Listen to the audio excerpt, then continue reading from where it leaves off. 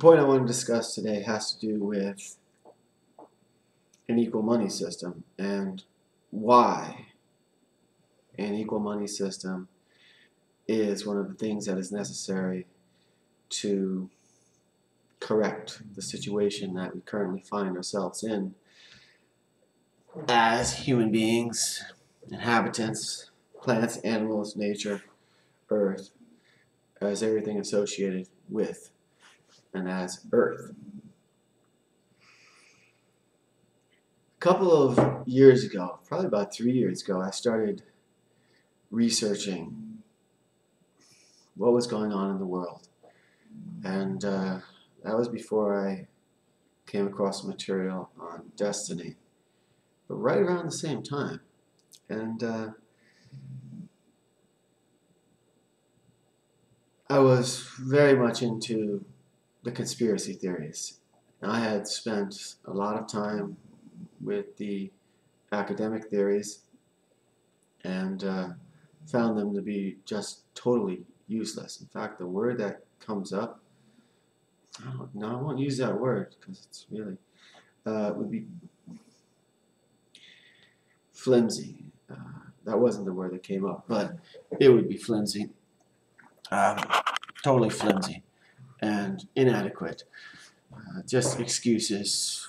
One professor passing off his wonderful words of wisdom to another professor, commenting on it and going back and forth, and nothing ever actually getting done in the academic community. So I started looking at the conspiracy theorist community for what the heck was going on in this world.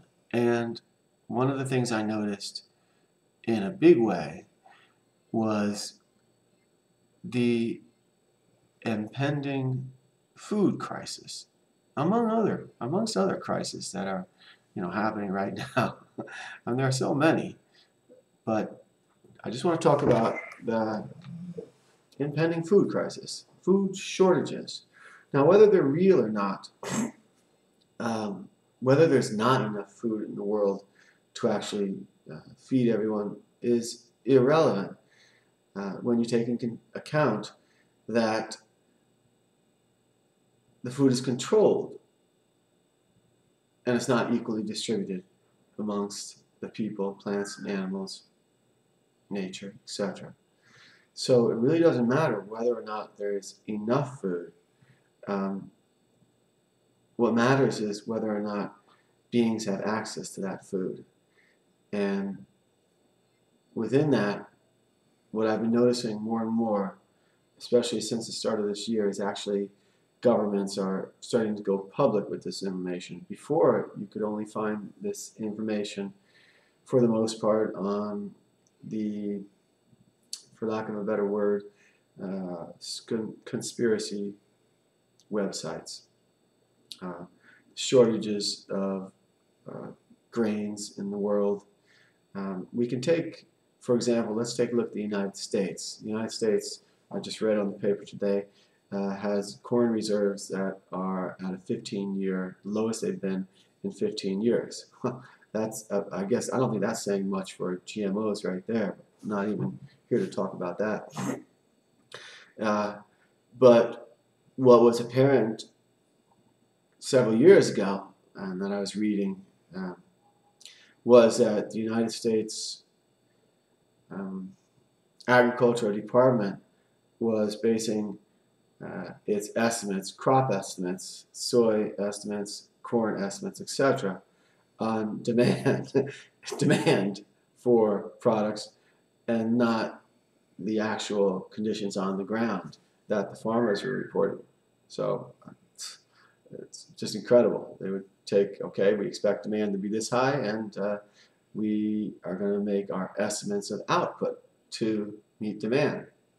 Amazing. So with the United States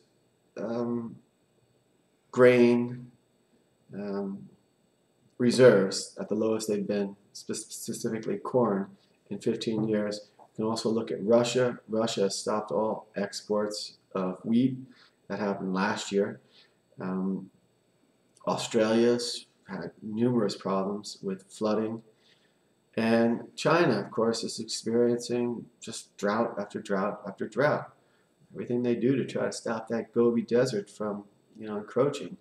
You just can't stop a desert. Maybe you can, but it doesn't seem to be working. So we're facing the prospect of a serious food crisis this year, probably sooner rather than later. And I can't say as I'm disappointed about that at all. I think, millions of people, a billion people starving in the world. I don't think it'll affect them at all. I mean, they're already starving. They're almost dead already. A day or two here, a day or two there isn't going to matter. But for people such as myself and others who have access to food, I don't think it would hurt us at all to have a shortage of it and start really feeling, understanding what it means to be hungry, what it means to go without food, what it means to starve. Because that's what it takes for us to stand up and change the realization thrown in our face. It's kind of like learning to swim. You jump in the water, either swim or you sink or swim. If that's what it takes us to stand up and make a change, well, then so be it. So I expect that it's just going to get worse and worse and worse. The food problems, we can call it a crisis of food. Whether it's a food shortage or not is irrelevant. I mean, obviously there are those that are going to say, well, this is a man-made crisis, and they have some support, especially when you take into account the amount of grains being redirected to produce ethanol, when those grains could actually be going to feed millions, if not billions of people. But it doesn't matter. Food shortage is food shortage. And this brings me to an equal money system. An equal money system, I know a lot of people don't understand what I'm even talking about. And as soon as they hear equal money system, the words communism, socialism, etc. pop up. And it's not communism, it's not socialism. It's part of the beginning of a system based on equality. We live within the money system. So to just take that away right now isn't really feasible. What is feasible to, within that system, work with it and introduce equality with the goal of bringing about equality for all life, but in step by step. So an equal money system, the essence of an equal money system, starting from birth, is to make sure that every man, woman, and child, again, I'm just talking about human beings right now, has the funds necessary to survive. So immediately within an equal money system, what we do is we take out that survival, that question of survival. We take away that fear.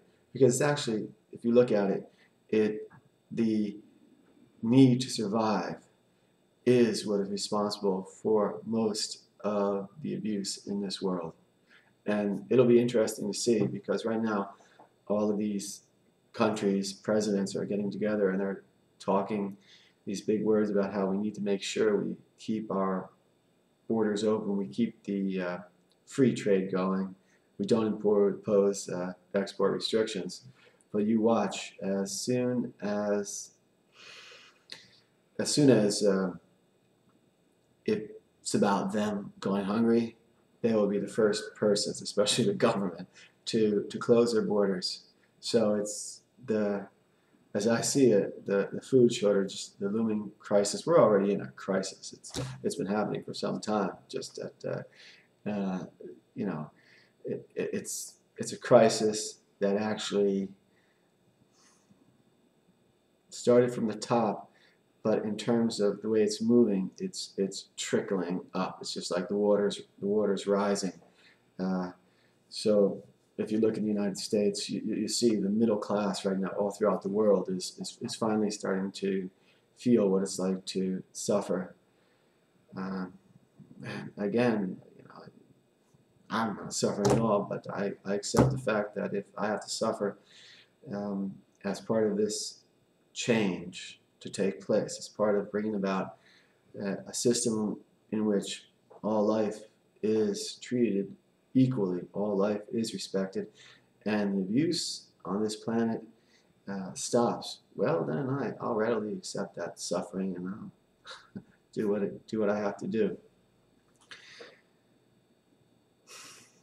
So within an equal money system, when the time comes, when I'm sitting here again, much thinner, with much less of a smile on my face, and a smirk, and others, we perhaps would do well to remember that there is a solution. There are solutions being prepared for the changes to take place to basically save ourselves, save the human race, save planet Earth. There are solutions. Just time to start considering them is now. Check out destiny.co.za.